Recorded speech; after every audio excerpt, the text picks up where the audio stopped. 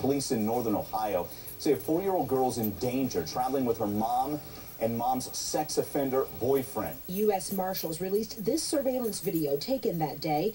That is Candace in the white shorts and shirt walking in alone, an orange tent in her hand. This surveillance video is taken May 31st at a Walmart in Marion, Ohio. She returns the tent and looks around a bit, then goes to the bathroom before emerging wearing a black pair of shorts. Candace leaves the store and goes to a waiting truck. That's when we see Robbie Potter in the driver's seat. They trade places, and he walks to the passenger side of the vehicle. Apparently there's a child in the pickup truck. Look closely now, because it is at that moment that we see a child that U.S. Marshals believe could be Haylee Donathan. She's been missing now since May 28th. Police say mom took Haylee and is now on the run with this guy, Robbie Potter. The guy's a level 3 sex offender, considered the most dangerous. I don't know him personally, you know, but I found out a little bit about him last couple days. I found out he's a tier 3 sex offender. He's, you know, he's known for messing with kids. It's kind of hard to say what I think, you know, because honestly, I know what I would do to him, you know, but, you know, anything could have done already happened by now. I'm Jane Velez-Mitchell sitting in for Nancy Grace. Have you seen this trio?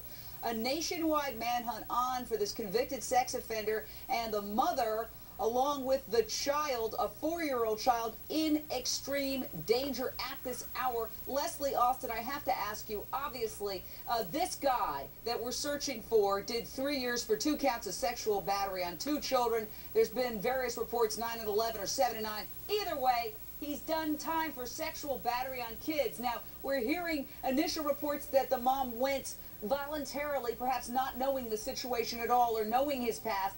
At some point, the concern is that this situation is going to change. She's going to be held against her will, and he could do something to this child. So that is the big fear. The big fear is that they're not just on some vacation, that he could be acting as the predator he's convicted of being.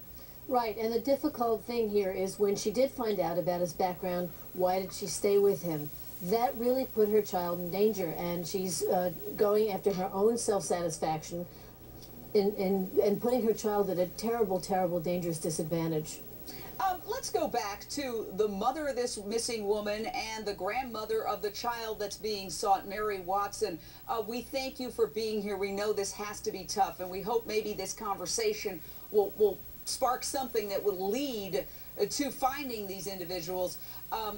How did your daughter support herself? Because I'm wondering, how are they surviving right now? Was there anything that was taken? She lived with you. Anything taken from your home that they might have been able to pawn? Did she have savings that she cashed out? She did not live with me. She had 2 roommates in Crestline, Ohio, and the one roommate has 3 children. There was 2 living with her. She worked at Mansfield Memorial Homes. She's an STNA. She was planning on going back to school this coming quarter to be a nurse. It's just unbelievable. Do you have any knowledge then of whether she took any money with her, if she had any savings how are they surviving out there on the road? I really don't know, besides her checks. Her last check was this last Friday, and I don't know what's going on with that. Well, I assume, Drew DeSerto, you're the Assistant Chief Deputy U.S. Marshal, that they are doing this kind of financial investigation as well to find out whether she cashed out her savings or what money they may have. Yes, Jane. You can be fairly confident we're investigating all avenues here. And what's important to remember is that, this is a dangerous man, and we're really concerned about the welfare of the child. And that's why we're offering this $10,000 reward for information leading to Mr. Potter's arrest. We're confident someone out there knows where they are, someone out there has seen them, someone is talking to them. We need somebody to come forward and give us a hand. I'm just absolutely flabbergasted that 3 people, including a young child, who obviously they need to go to the bathroom, they need to drink, they need to eat, can remain hidden with the entire country on the lookout for them. It really kind of blows my mind. John Lusich, how? not bringing that child out in public. They're making the child go, and they're bringing it into dark areas. There's no way, like they did not bring that child into Walmart. They're not going to be that stupid. The cops are doing everything they can, but these people are laying low. And even he didn't go in because they know he's wanted. So they're doing what they need to do to stay secret, and they're keeping that child secret. Shelley, West Virginia, what is your question or thought, ma'am? Hi, Jane. Love your show.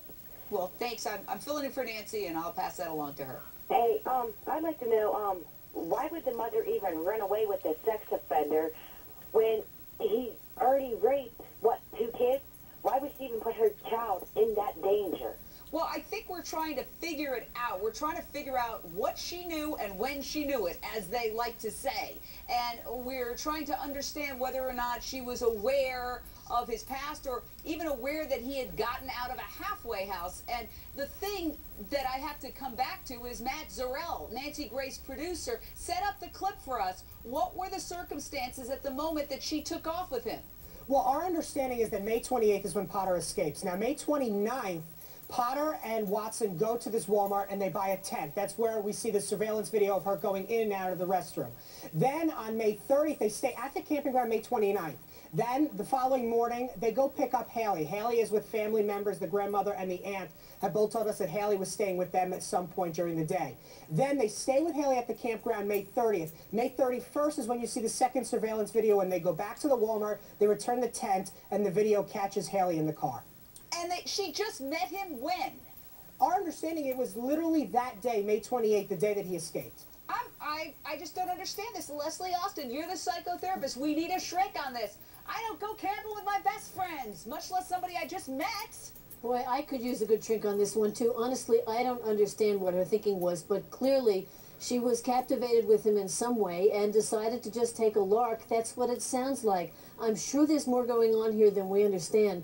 But whatever it is, if she knows his background now, she needs to get her child to safety. She may be doing the not in my backyard. He won't do it to me or my child, but he very well could. He has and he will again. Mark Class, this is a cautionary tale. We covered these stories over and over again with mothers saying, things like, he deserves a second chance. Anybody could be a molester. It wasn't that bad. Minimizing and rationalizing. Why? Well, sex offender registries exist for those individuals who actually don't deserve a second chance. What we're dealing with here, Jane, is a dangerous, broke, non-compliant sexual predator with an extensive criminal history who is wanted by the law. The only asset they seem to have is the vehicle, which they very well might sell and then steal another vehicle. If they're staying any place, they're staying in low-rent motels. Now, as a child advocate, I would reconsider the reward, and I would probably issue it for the safe return of the little girl as opposed to the capture of this creature Potter. Now, let me go back to the grandma, Mary Watson, and I appreciate your indulgence that you're answering these tough questions because it's all about trying to find your daughter and your granddaughter. But your son, Kyle, right, is also a person who's experienced trouble. He's been in jail, and that's where they had contact, the guy who's missing right now and being hunted, and your son, Kyle. Tell us about why your son was in jail. I don't think that has anything to do with what's going on right now. Where our main concern is finding Haylee and my daughter. All right. Well, I feel awkward, but I think that we have to really lay out all the facts if we're going to find your daughter and your granddaughter. So, Matt Bruning, why don't you just bring us up to date on the situation with the child's uncle? Well, Kyle served some time in prison on some sex-related charges. Back in 2006, he was found guilty of rape and attempted rape, sentenced to 3 years in prison then and 5 years probation. And then 2 charges of unlawful sexual conduct with a minor were dismissed. And then in April of this year, he was actually arrested for violating his parole.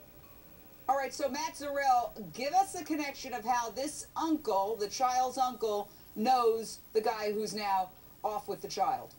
Potter and Kyle Watson, the uncle, did time together in jail, both for the criminal charges. Kyle Watson for rape, the other one for sexual battery. They met in jail. That's where the grudge formed, and that's where he tried to set him up. Fortunately, Kyle Watson set him up with Potter, with Haylee.